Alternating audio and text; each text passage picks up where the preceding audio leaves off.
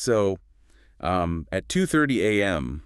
on a quiet, completely unremarkable night back in 2022, a raw, unfiltered NASA data feed allegedly flashed this glaring red warning. Right, it said imminent danger in, like, all caps. Exactly, and the trajectory data on the screen supposedly showed a catastrophic, planet-killing asteroid strike locked directly in on Earth.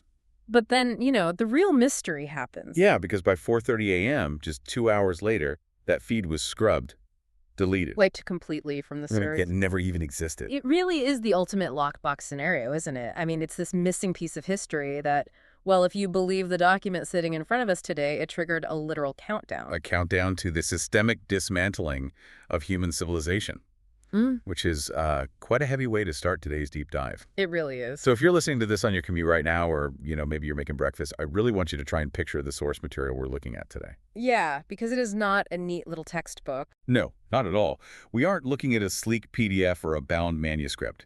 What we have physically in front of us is this highly detailed visual chart and an accompanying text guide. It's officially titled the Forensic Prophetic Model 2029-2036 Timeline Guide. Right. And visually, it is just staggering. Imagine walking into the office of a detective who literally hasn't slept in a month. It's the quintessential cinematic corkboard, but, like, elevated to this terrifying level of architectural precision. Yeah, it's a massive, stark gray corkboard, but it's completely obscured by this chaotic yet somehow hyper-organized web of visual artifacts. There are literal pushpins everywhere. Right, domed red ones, translucent blue ones, and they're driven so deep into the board to hold up these faded Polaroids of satellite arrays. And there are scraps of paper that look like they were just violently torn from a spiral notebook, right? Covered in these frantic, hand-drawn sketches. Yes, plus physical newspaper clippings with frayed, yellowing edges screaming headlines about global geopolitical chaos. I was really struck by the intricate cross-sections of the Earth's crust, too, showing all the underground river systems. Oh, we are definitely going to get into those later. Yeah. But connecting every single one of these desperate elements is this rigid red string. A literal timeline running chronologically from left to right. Exactly.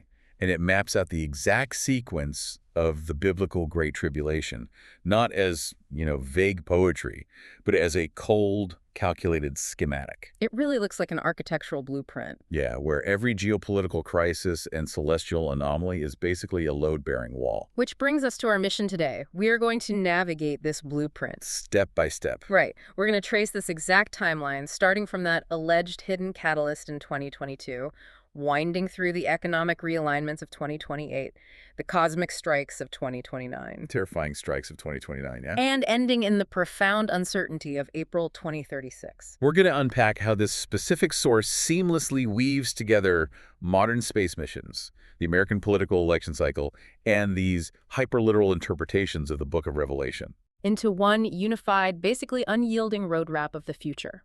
But before we take a single step into this model, we really need to establish some ground rules for our exploration today. Absolutely essential, yes. We are stepping inside the architecture of this specific document to explore its internal logic, just its internal logic. Right. We are not here to validate any theological claims. We're not here to endorse the political viewpoints. And we're definitely not here to debunk the astronomical assertions either. No, we are completely impartial guides today. We are simply taking you through the framework exactly as the Creator has presented it. We're just examining how the gears of this incredibly intricate machine are designed to turn.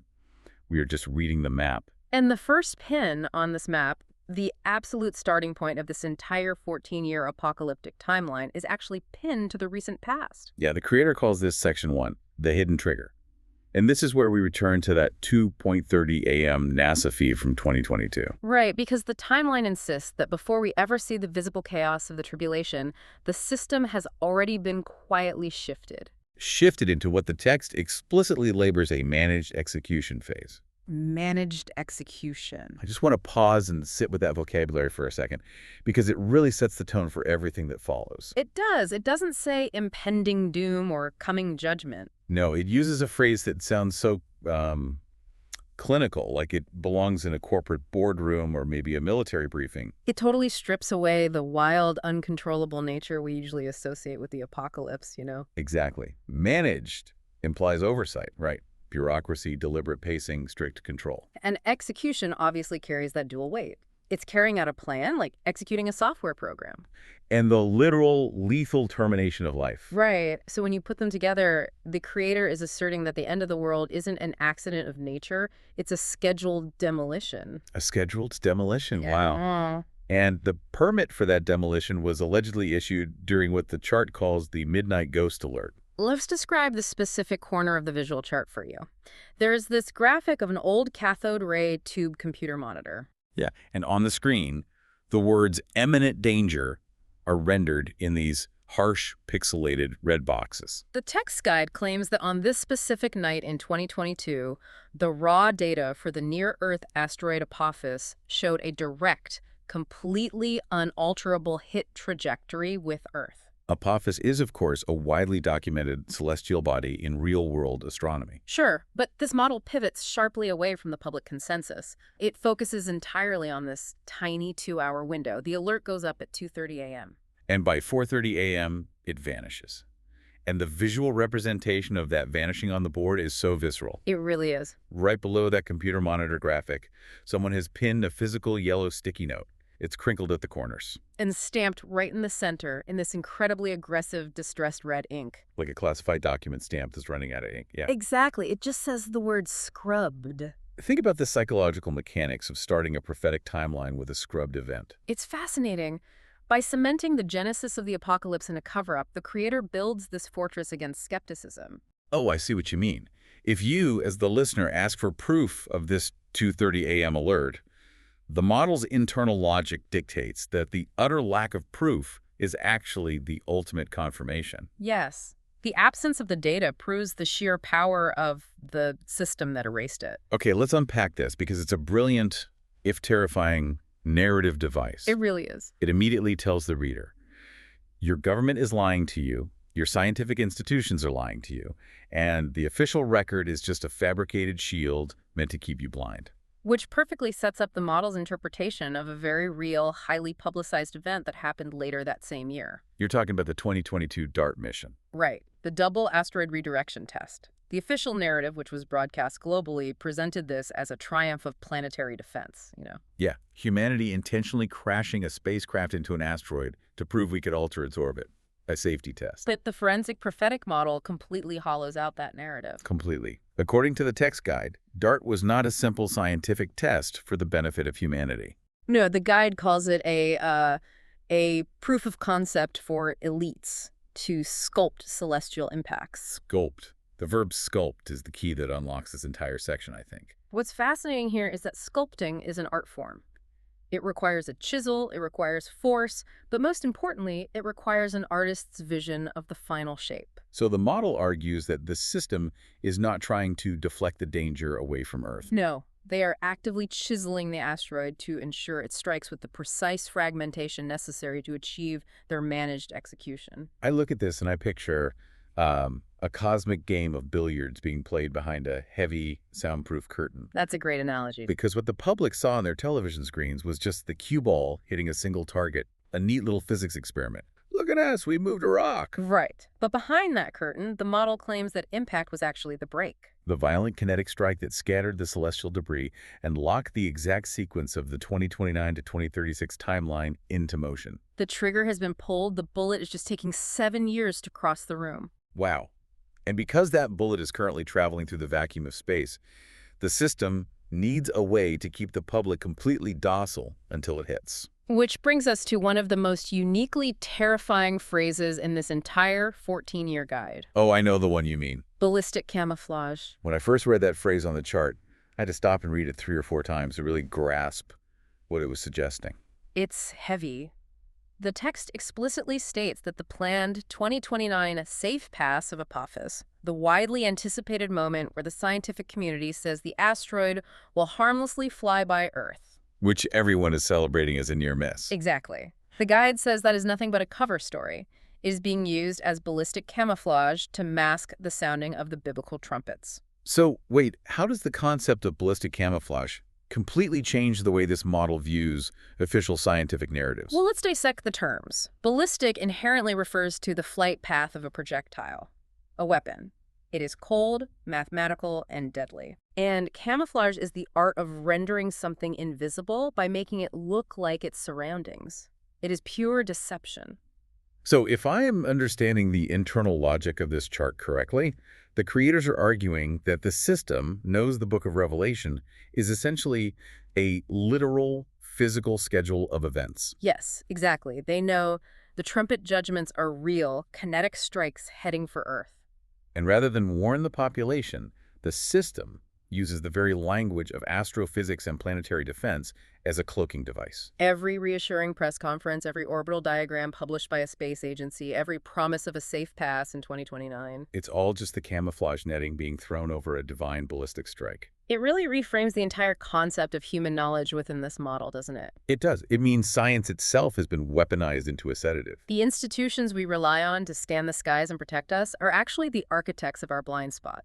They are giving us a false sense of security so that the managed execution can proceed without a global panic. And once that profound foundation of distrust is poured in 2022, the timeline fundamentally shifts its focus. Yeah, the red string on the corkboard leads us away from the hidden shadows of scrub servers and deep space telemetry. And it pins itself aggressively to something highly visible, highly rigid, and inherently familiar to anyone listening. We enter Section 2, the handoff and ordered authority. The leap here is jarring, but mathematically precise. The timeline jumps forward to November 5, 2028. And if you are familiar with the American political calendar, that exact date is Election Day in the United States. But the way this document treats that date strips it of all democratic context entirely. Yeah, I noticed that. The text guide does not mention campaigns, voting booths, polling data, or the will of the people at all. It states, with absolute chilling finality, the system selects the second beast. I'm staring at the visual chart right now. Under the year 2028, and there's this incredibly stark drawing. The crown, right. Yeah, it's this heavy, ornate golden crown hovering menacingly over the bold, capitalized words, Second Beast. The complete absence of human agency here is staggering. It is. In the logic of this timeline, the American electorate isn't casting a ballot. They're simply watching a preordained selection process orchestrated by the unseen system. The electoral process is reduced to a piece of theater. It's a mechanism for the system to formalize its power on the global stage. And the period immediately following this selection, the transition window between the November election and the January inauguration. Right, it's given a very specific, highly unusual label on the chart. Yes, the text explicitly labels this the lame duck period. Lame duck. I have to admit, I really struggle with the logic of this concept at first. Obviously, it's a play on the traditional political term lame duck, the period where an outgoing politician has diminished power. But substituting lame with lamb in a document so heavily steeped in apocalyptic imagery. I mean, if the goal of the system is total global domination, why cloak it in the imagery of a helpless, innocent lamb? Right. Wouldn't an authoritarian system want to project absolute, undeniable power from the very first day? That is a crucial question, because it reveals the specific mechanics of deception this model relies upon. Okay, break that down for me. Well, in biblical literature, the lamb is the ultimate symbol of innocence, sacrifice, and divine goodness. Sure, of course. But this model is referencing Revelation 13, which describes a second beast that rises from the earth. The text says it has 2 horns like a lamb, but it spoke like a dragon. Oh, wow. It is the ultimate cosmic imposter. Exactly. So the camouflage isn't just for the asteroids. The political camouflage is projecting harmlessness. Precisely. The authoritarian power you mentioned doesn't arrive with marching armies. It arrives wearing the fleece of peace and stability. Oh, I see. By specifically naming this transition the lame duck period, the model implies that the public will perceive this political handoff as familiar, safe, perhaps even weak. A mere duck. The electorate will think they are watching a standard, perhaps somewhat ineffective, transition of power. But internally, beneath the surface, it is the incubation period for the dragon. The public is being manipulated by a false peace, completely unaware that the system is quietly assembling the infrastructure for absolute control. And that infrastructure officially comes online on a very specific date.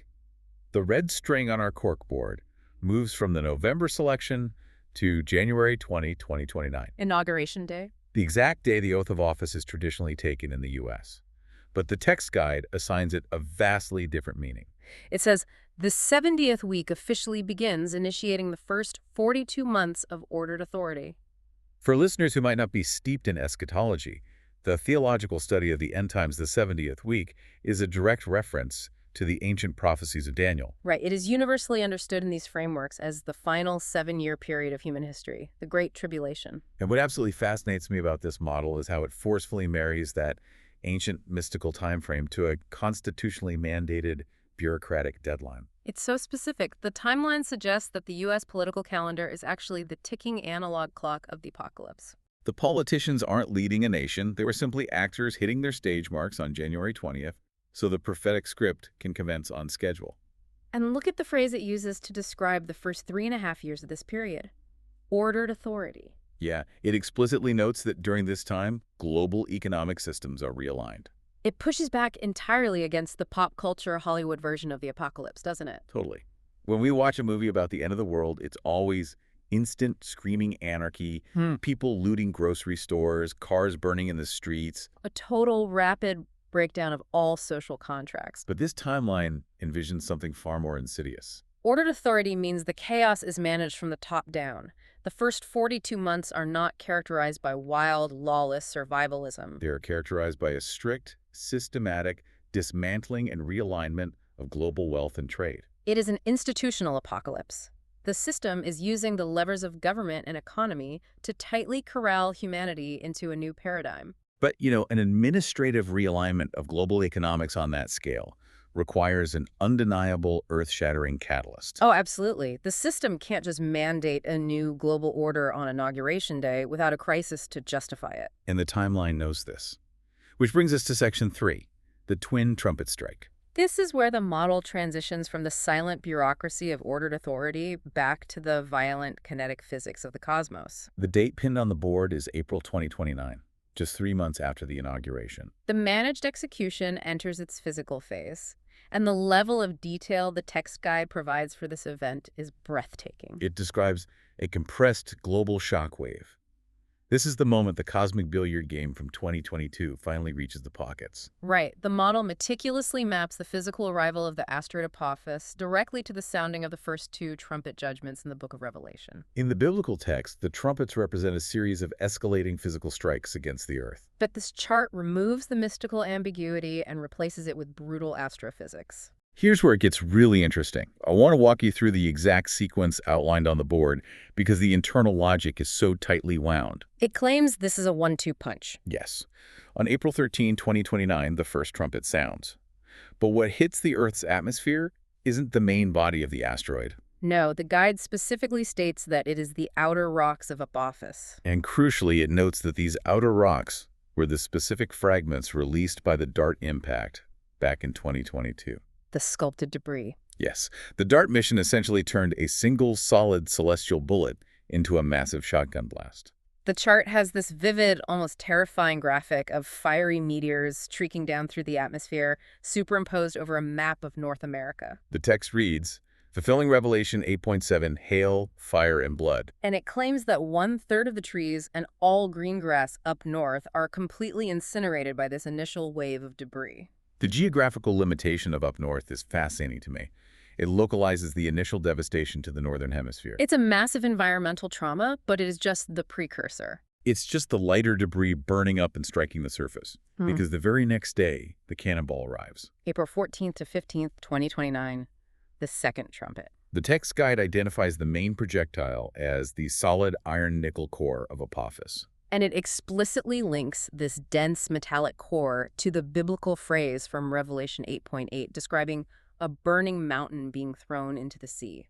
Let's look closely at the visual chart here, because there is a massive, highly detailed illustration of a glowing molten meteor crashing violently into a vast expanse of blue. Pinned right next to the impact zone is a label in bold black type, Indian Ocean. And the fallout described in the text guide is almost incomprehensible in its scale. 1/3 of the sea becomes blood, 1/3 of sea life dies. And 1/3 of the world's ships are destroyed. I need to stop right here. Yeah, that's a huge claim. Let's really live in the logistical reality of that single sentence for a moment. 1/3 of the world's ships are destroyed. If you are a listener who works anywhere near logistics, supply chain management, or even just retail, imagine the physical reality of losing 1/3 of global shipping overnight, concentrated in the Indian Ocean. The Indian Ocean is one of the most critical maritime arteries on the planet. If a dense iron-nickel core impacts that basin, generating a tsunami of biblical proportions. You aren't just losing ships, you are instantly vaporizing the global supply chain. Exactly. Think about the cargo on those ships. We're talking about massive oil tankers. We are talking about the cargo ships carrying the microscopic semiconductors that run every computer, car, and medical device on Earth. We are talking about raw agricultural goods, pharmaceuticals, rare earth metals. So if one-third of that vanishes beneath the waves in a 24-hour window, how does an event of that magnitude immediately trigger the ordered authority's economic realignment? Well, this raises an important question about systemic fragility because the global economy doesn't just experience a downturn, it flatlines completely. Right. The moment those ships sink, the old system is dead, the markets crash permanently, the power grids dependent on that oil begin to fail. The grocery store shelves empty within days and literally cannot be restocked. So the ordered authority, which was quietly installed back in January during the lame duck period, suddenly has the ultimate undeniable crisis. Oh, wow. They do not have to spend years convincing the global population to accept a radical, draconian overhaul of the financial system. No, the public will demand it. The public will beg for a new system, a new currency, a new method of rationing, because the alternative is starving in the dark. The physical asteroid strike perfectly validates and necessitates the total political and economic control of the beast system. It is the ultimate expression of the shock doctrine, executed on a cosmic scale. The sheer terrifying elegance of how this chart maps the astrophysics of an asteroid strike the light outer debris hitting first, followed by the dense, heavy core causing a tidal wave. To the exact sequence of the first and second trumpets, it is a masterclass in internal logic. But the trauma of April 2029 is just the initial impact. The timeline tells us that the true horror of this event is not just the immediate destruction. Right. It is the slow, creeping consequence that follows. The red string pulls us forward, away from the immediate fire and floods, and into Section 4, the lame duck gap and watershed collapse. We jump forward a full 3 years, arriving at the window of 2032 to 2033. And I look at this section of the chart like watching a slow-acting poison finally reach the heart. Yeah. Back in 2029, the Earth was injected with this massive trauma. The fires burned the surface, the ocean strike disrupted the currents. But the model introduces a deeply unsettling concept here called the watershed mechanism. Let's focus on the visual representation of this mechanism on the board, because it's striking. It really is. Beneath the chaotic surface drawings of fires and waves, there is a beautifully drawn yet deeply ominous subterranean cross-section. It shows a sprawling network of underground aquifers and rivers colored in faint blue ink labeled the global watershed. The text guide explains that the massive fires and atmospheric pollution generated by the first trumpet back in 2029 didn't just blow away. It takes exactly 3 years for those toxic elements to fully leach down through the soil, creeping through the bedrock, and fundamentally pollute this global watershed. It shifts the timeline from a state of acute disaster to a state of chronic, inescapable ecological collapse. And right as this slow poison reaches its peak lethality, the timeline aligns with yet another precise political metronome. The lame duck gap. The dates pinned here are November 2032 to January 2033.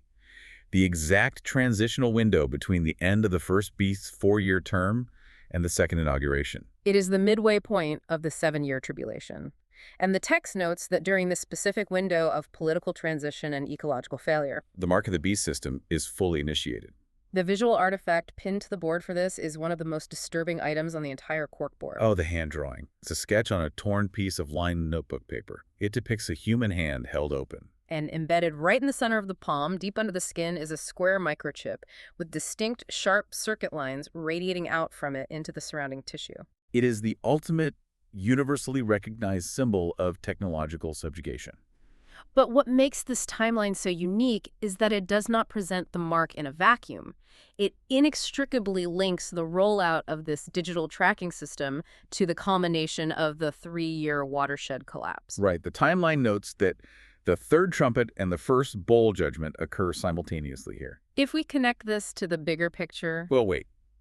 For a listener who isn't familiar with the nuances of Revelation, we just went from trumpets to bowls. How does this chart differentiate the two? Is this an escalation in the type of judgment? that is an excellent question. In the structure of Revelation, the trumpets are generally viewed as widespread environmental strikes like the asteroid we just discussed. Okay. The bowls, however, represent the final, most intense, and often highly targeted plagues of divine wrath. They are poured out directly onto the earth and its inhabitants. And the chart aligns these two mechanisms perfectly in this 2032 window. The text says that for the third trumpet, a celestial sign called wormwood appears in the sky, burning like a torch. And the exact moment it appears is the moment the 3-year pollution cycle finishes. The global watershed completely collapses. The rivers, the underground springs, the municipal water supplies, they all turn bitter and red. The fresh water is simply gone.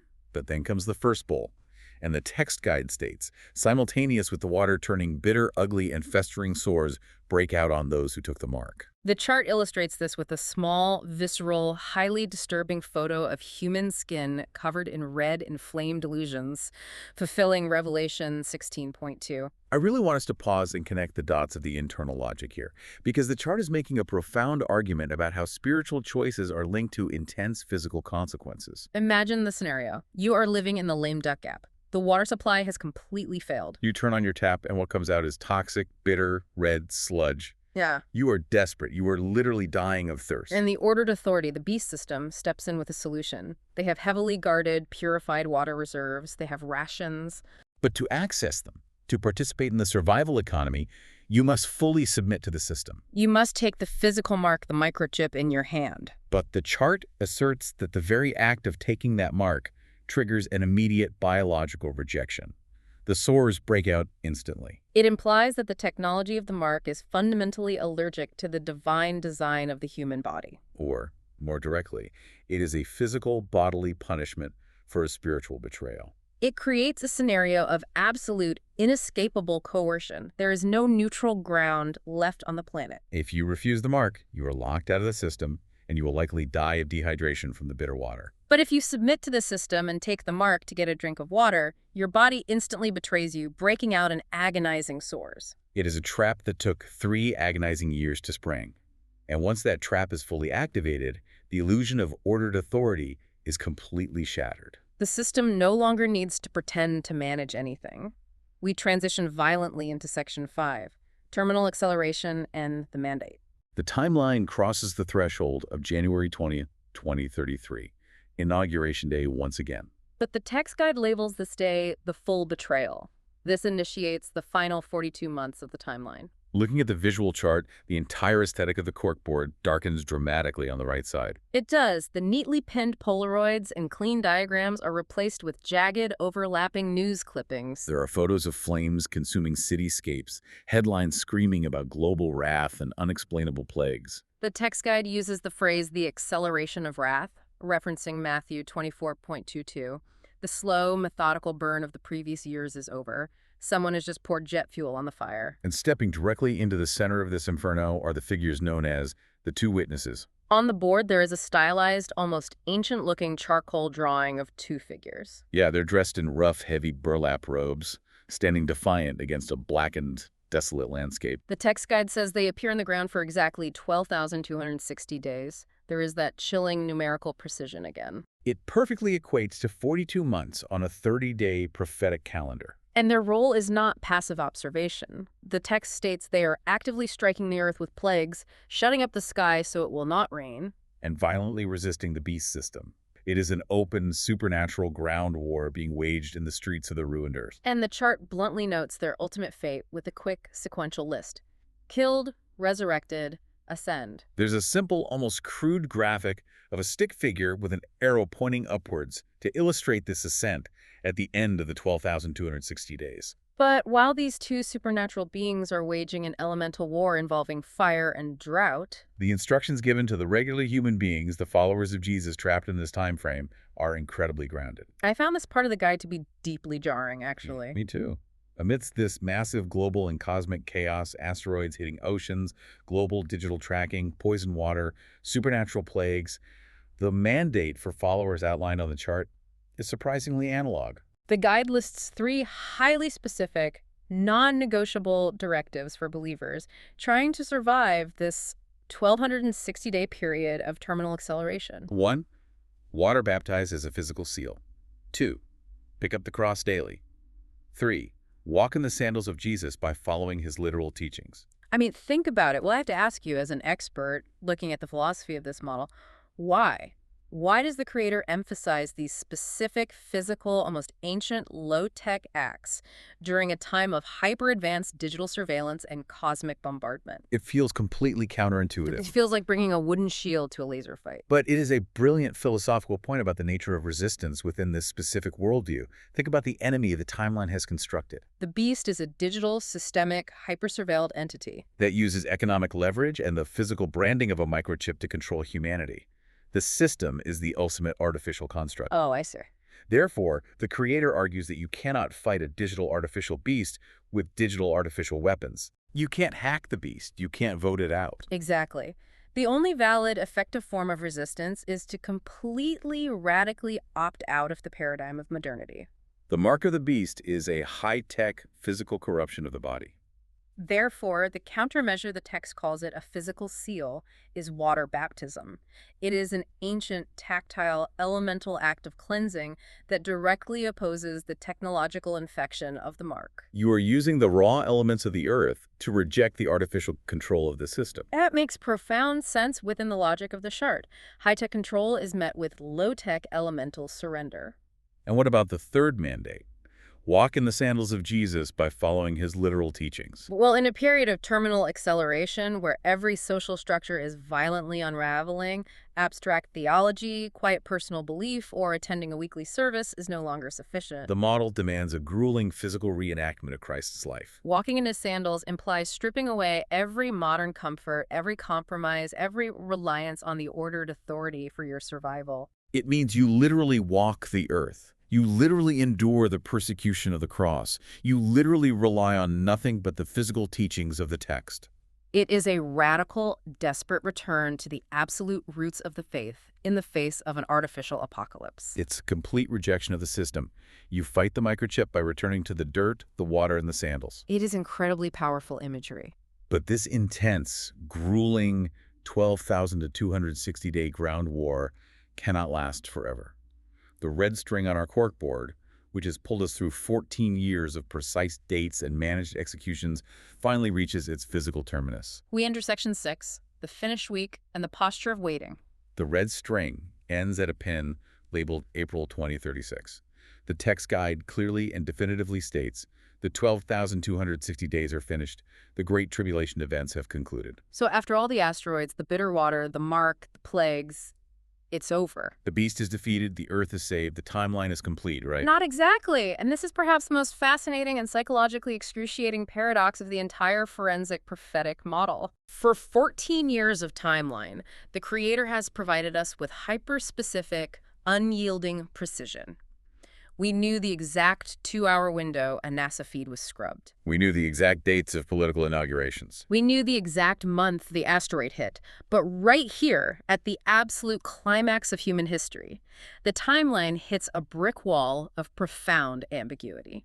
Yes, the section is explicitly titled The Posture of Waiting. The guide quotes the Gospel of Matthew, chapter 24, verse 36. No man knows the day or the hour of the actual return, not the angels, nor the Son, but only the Father. And the visual on the chart here is haunting. Pinned to the far right side of the corkboard under the year 2036, there is no grand painting of a heavenly kingdom. No, there is just a vertical column of 4 analog clocks. They have no hands. They are just empty phases, waiting. It creates an unbearable theological tension. The creator of this model meticulously tracked the beast, the astrophysics, and the plagues with forensic precision. But they refuse to predict the exact moment of divine intervention. The text describes the earthly posture of the believers as remaining on the ruined earth, standing their ground and waiting. I really want you to imagine the psychological state of a person in this timeline. You have survived the 12,260 days of terminal acceleration. You refused the mark. You survived the bitter water. You walked in the sandals. The days are over. The prophecies have been fulfilled. And now you are just standing in the smoking rubble of the global watershed, looking up at an empty sky, with no idea if the rescue is coming in 5 minutes or 5 years. It suggests that the ultimate trial is not the physical endurance of the plagues, but the psychological endurance of the silence that follows the storm. The active persecution might have ended. The prophetic script of the 70th week has been fully executed. but the believers are left in this agonizing liminal space. But the guide does eventually describe the final rescue. And when it does, the vocabulary it uses is incredibly specific and honestly a bit jarring compared to traditional religious imagery. The text says that the final event, which it calls the sparing, only occurs upon the literal, physical appearance of Jesus on the white horse, a reference to Revelation 19. And what happens to the believers who are standing their ground when that appearance happens? This is the phrase that really caught me. The text says the bride, the believers, is called up into the office sanctuary of the clouds to be spared from the physical fire of Armageddon. The chart has a very faint, almost translucent image of figures ascending into the sky. But it doesn't say they are going to heaven or paradise or eternity. It specifically says office sanctuary. What on earth should a listener make of that term? It sounds like a celestial administrative building. It really does. It is a profoundly striking choice of words, but it perfectly aligns with the linguistic themes we have analyzed throughout this entire deep dive. Remember the vocabulary from the very beginning. Yeah. Managed execution, ordered authority, a system. Exactly. This model, from its first pin to its last, views the apocalyptic process through a highly administrative, bureaucratic, and functional lens. So the ultimate reward isn't just floating on a fluffy cloud playing a golden harp. Not at all. Let's break down the two words. Office implies a place of function, duty, governance, and active administration. You go to an office to work, to manage, to oversee. And sanctuary implies a place of absolute safety, holiness, and refuge from the storm outside. So by combining them into office sanctuary, the timeline is suggesting that the believers are not being whisked away to a passive, ethereal retirement. They're being evacuated from the final, utterly destructive physical fire of Armageddon that is consuming the earth below them. But they are being brought into an active, functional command space in the clouds. The implication is that they are being elevated to administrative roles within the new divine order that is preparing to replace the corrupt, destroyed, ordered authority of the beast. They are being pulled out of the apocalyptic trenches and brought directly up into the ultimate command center. It is a highly structural, physical view of salvation. Everything in this model is tangible. The asteroids are iron, the water is toxic, the mark is a microchip, and even the holding zone in the clouds is an office. And after constructing this massive, meticulously detailed, overwhelmingly heavy architecture of the future, the text guide ends on an incredibly brief, somber note. Just one single sentence at the very bottom of the page. May God have mercy on us all.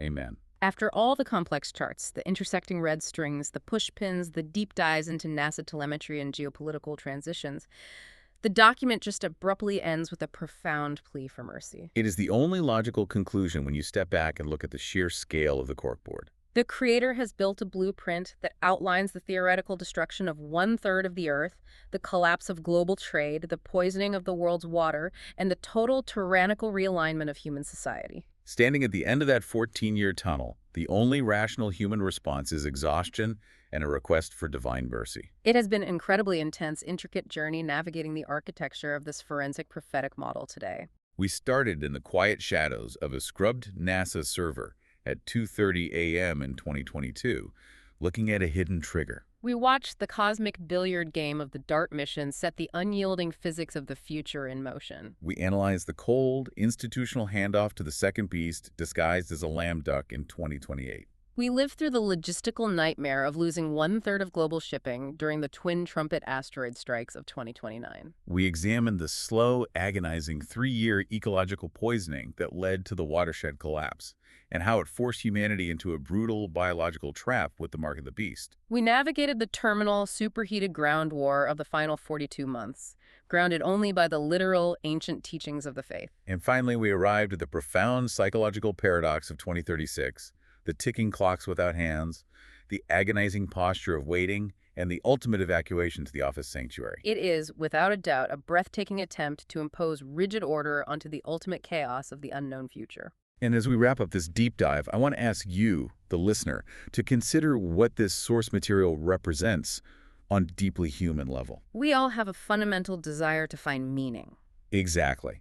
When we look at the terrifying, unpredictable events on the news, the geopolitical unrest, the sudden environmental crises, the near misses of space rocks, we want to believe they aren't just random, meaningless tragedies in a cold universe. This chart, with its pushpins and exact dates, offers a narrative where absolutely everything, no matter how painful or destructive, is part of a managed execution. It's a terrifying, brutal blueprint, but it provides the comfort that a blueprint exists. And a blueprint implies an architect. It implies that someone, ultimately, is in control of the timeline. So I want to leave you with a final thought, something to really mull over as you go about the rest of your day. We've spent the last hour safely outside the timeline, examining its structure. But imagine the psychology of living inside it.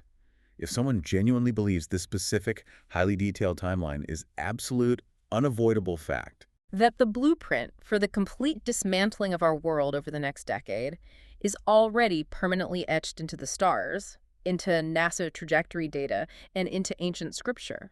how does that fundamentally change the way they wake up, pour their coffee, and live a normal Tuesday right now? When the future is that rigorously mathematically fixed, how do you find the agency to navigate the present? It's a heavy, fascinating question to carry with you. Thank you for joining us as we explore the intricate architecture of this forensic prophetic model. We'll be back next time with another deep dive into the fascinating sources that shape our world. Until then, keep looking closely at the map.